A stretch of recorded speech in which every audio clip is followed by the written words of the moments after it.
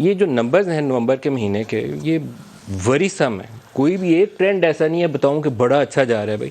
Exports کا number اوپر گیا ہے تو اس میں بھی لارجلی ابھی ڈیٹیلز تو آئی نہیں ہے, کہتے ہیں کہ ویلیوز کی وجہ سے اوپر گیا ہے کیونکہ کموڈٹی پرائسز اوپر تھیں. تو کون سی چیزیں تسلی دیں لوگوں کو کہ 176 پہ 42 پیسے پر پیاز چلا گیا؟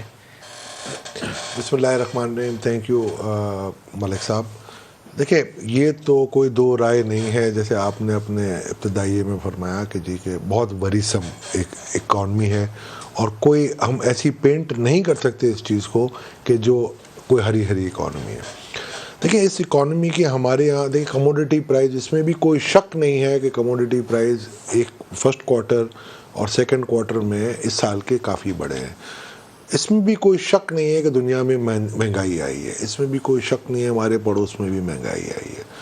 مگر ہمارے لیے ایک سب سے بڑا مسئلہ جو آیا اس مہنگائی کے طوفان کے ساتھ, جس کو ہمیں ایک شوق لینا تھا, وہ ہماری ڈی ویلیویشن تھی.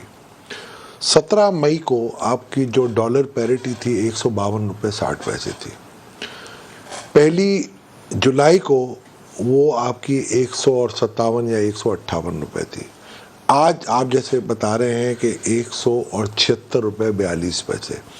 تو اگر میں اس کی ڈی ویلیویشن لیتا ہوں تو آلموسٹ 15% ڈی ویلیویشن آپ مئی سے کر چکے ہیں.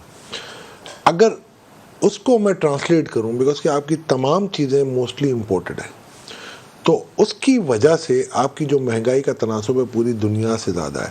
مجھے کوئی کمپیئر کرے گا کہ جی کہ ارجنٹینا کے پیسو اس کو بہت ڈی ویلیویشن ملی ہے, ترکی کو کافی ڈی ویلیویشن ہوئی ہے, تو یہ میں اس کو بائی نہیں کر سکتا, کیونکہ ان سب کنٹریز کی اتنی بڑی متوازی معیشت یا پیرلل اکانومی نہیں ہے جتنی ہماری ہے. وہ ریسیپی جو آئی ایم ایف آپ کو دینا چاہ رہا ہے, یہ میں بڑے وثوق کے ساتھ کہہ رہا ہوں, وہ اس وقت تک آپ کو کبھی بھی قائل نہیں کر سکیں گے جب تک آپ کی اتنی بڑی متوازی معیشت ہوگی. اب تک آپ کوئی ایکشن پلان نہ لائیں جیسے ٹرکی لایا یا انڈیا لایا, کہ اس پیرلل اکانومی کو کس طریقے سے آپ مین سٹریم اکانومی میں کنورٹ کریں گے. میں یہ سمجھتا ہوں کہ یہ جسٹیفائی کرتا ہی نہیں ہے آئی ایم ایف کا پروگرام آپ کے لیے. ہمارے پاس کوئی ڈائریکشن ہے یا ہم اس وقت ڈائریکشن لے سیں, کسی راہ پہ ہے؟ دیکھیں مجھے خوشی ہوئی تھی جب ہمارے محترم فائنانس منسٹر شوکت ترین صاحب آئے تھے اور انہوں نے یہ بات بالکل ببانگ و دہل کہی تھی, اور مجھے بڑی خوشی ہوئی تھی, اور میں آج متعارف ہوں ان کا. انہوں نے کہا کہ جی آپ کی ریسیپی جو ہے, جو میں ہمیشہ کہتا ہوں کہ انٹرسٹ ریٹ بڑھانا آپ کے لیے زہر قاتل ہے, آپ کی جو کرنسی کی پیرٹی اگر اوپر جائے گی تو یہ بھی آپ کے لیے کہیں آپ کو سٹینڈ نہیں کرنے دے گی.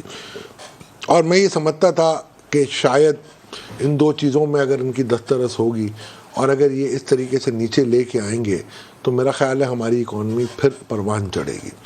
مگر ہوا یہ ہے کہ ان کے آنے کے بعد میرا خیال ہے ان کے بھی ایک میرا خیال ہے مجبوری ہے کہ آئی ایم ایف کے ایگریمنٹ کو جس طریقے سے جیسے آپ نے بھی کہا نیگوشیٹ کیا گیا تھا, میرا کہا it was like a bombshell. وہ میں آپ کو کلیئر بات, اب آپ جو لکڑی کی تلوار سے لڑ رہے ہیں اور سامنے نیوکلیئر ویپن ہے, نہ آپ کے فائنانس منسٹر کے پاس یہ اختیار ہے کہ وہ اسٹیٹ بینک کی مانیٹری پالیسی کو دیکھ سکے, اور اب اگر آپ نے اسٹیٹ بینک ایکٹ لے لیا تو بالکل آپ کے ہاتھ سے. دوسرا, نہ ان کے پاس اختیار ہے کہ وہ روپی پیرٹی کو روک سکے. آج یہ حالت ہے کہ آپ کی ریئل افیکٹو ایکسچینج ریٹ ہمارے آنریبل فائنانس منسٹر کی زبان میں 163-164 روپے, مگر آج آپ کا جو جس کے ہم پروپیگیٹ کر رہے ہیں کہ جی وہ ہونا چاہیے ہمارے پاس, وہی $176 کا.